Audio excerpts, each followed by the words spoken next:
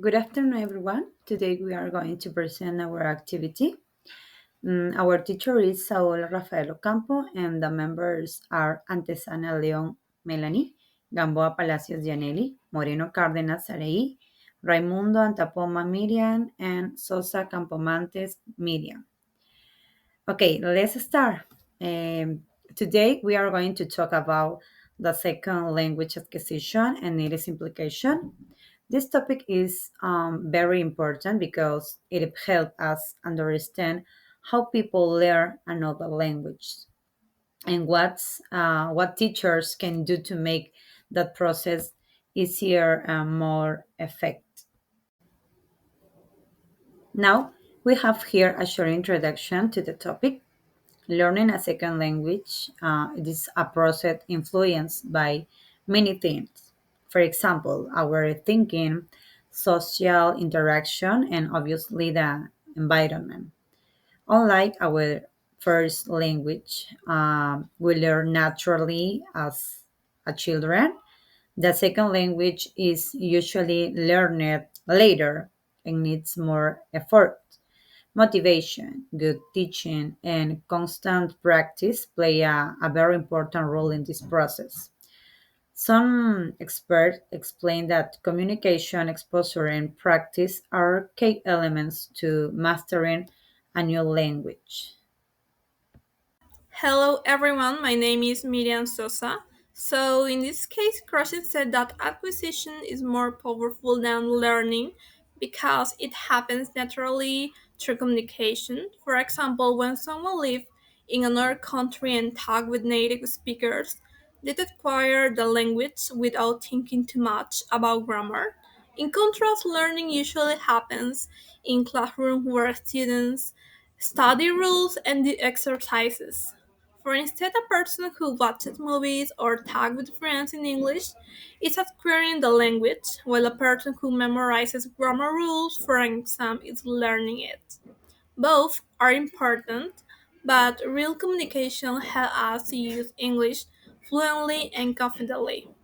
In my opinion, acquisition is more effective because it focuses on communication and meaning, not on form.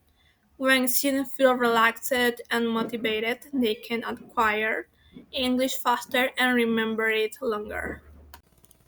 Hi everyone, I'm going to talk about some key models of second language acquisition, or SLA. As we know, SLA refers to the process of learning a language that is not our mother tongue. Let's start with Stephen Krashen's monitor model. Krashen proposed five hypotheses, but the most important ones are the acquisition learning hypothesis, the monitor hypothesis, and the input hypothesis. According to him, there's a difference between acquisition and learning. Acquisition is a natural and subconscious process, similar to how children learn their first language, while learning is a conscious process that involves studying grammar and rules. Krashen also explained that the monitor is the part of our brain that checks or edits what we say, using what we've learned consciously. However, he said that real fluency comes mainly from acquisition, not from memorized rules. His input hypothesis adds that learners improve when they receive comprehensible input that is just a little above their current level. This means teachers should provide students with meaningful and understandable input instead of focusing only on grammar drills. Now, let's talk about Michael Long's interaction hypothesis. Long believed that interaction plays a very important role in learning a language. He explained that learners make progress when they communicate, especially when there are misunderstandings, corrections, or clarification requests. For example, one student might say, "She go to school?" and another responds, "Do you mean, does she go to school?" This simple exchange helps the learner notice the correct form and internalize it.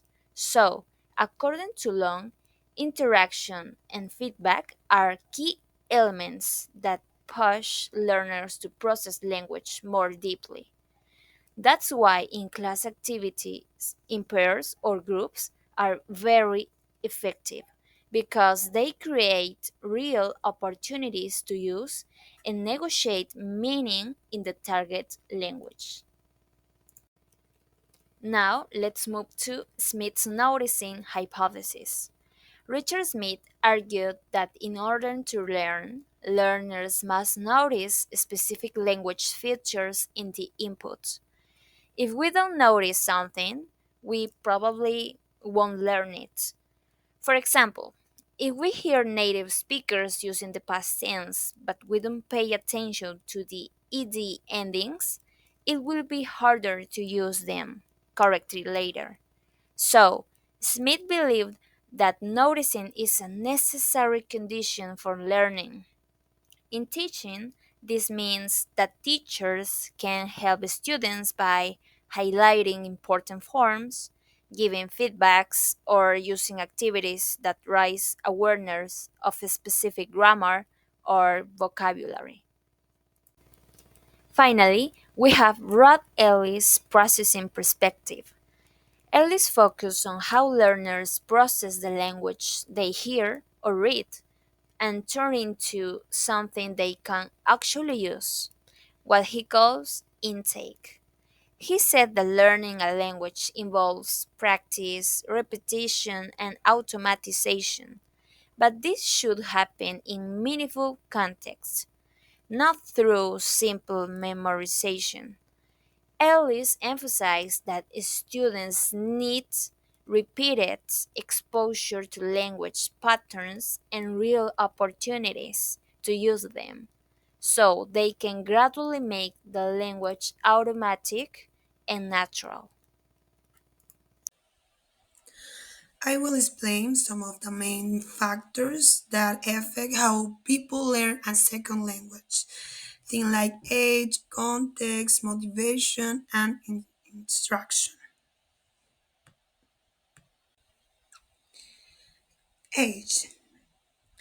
Age plays a big role in language learning. Children can below native like pronunciation more easily if they start young.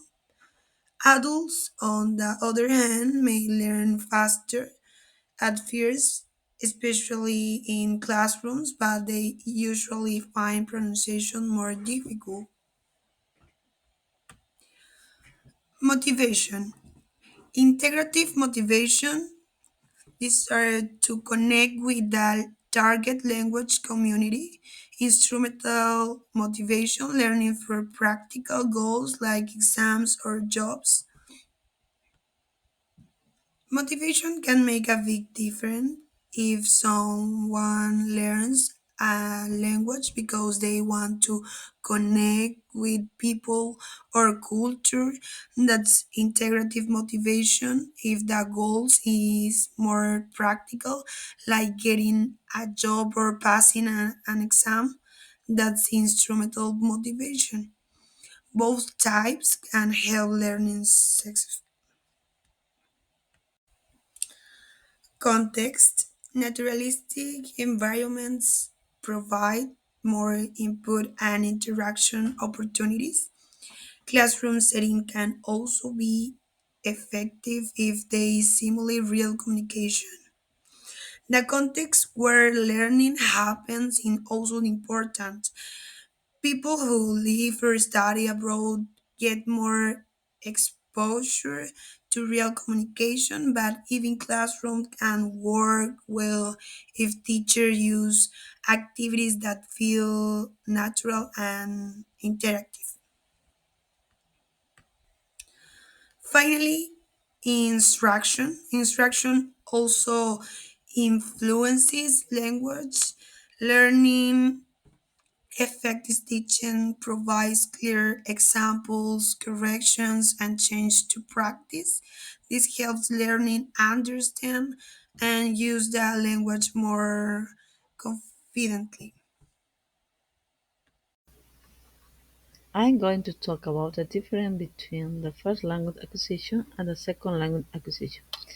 First of all, the first language acquisition refers to the process of learning our first language, which happens naturally during the first years of the life. In this case, children learn to communicate by being exposed to the language around them, especially through daily interaction with their caregivers. In other words, the process is completely subconscious. Children don't study rules or grammar. Instead, they acquire language through experience and communication. As a result, this process always leads to native-like fluency. Furthermore, the errors that appear are a normal part of development and are usually self-correct over the time. On the other hand, the second language acquisition happens lately, usually after the first language has already been learned. Unlike the first language acquisition, it involves a mix of subconscious acquisition and conscious learning, since learning often study grammar, rules, and vocabulary. Moreover, the input is more limited and often takes place in a natural setting, such as classroom, where the real communication is restricted. Because of this, the result can vary and only few learners reach native-like fluency. Finally, in the case of second language acquisition, errors may become fossilized, meaning they can remain permanent if not corrected properly.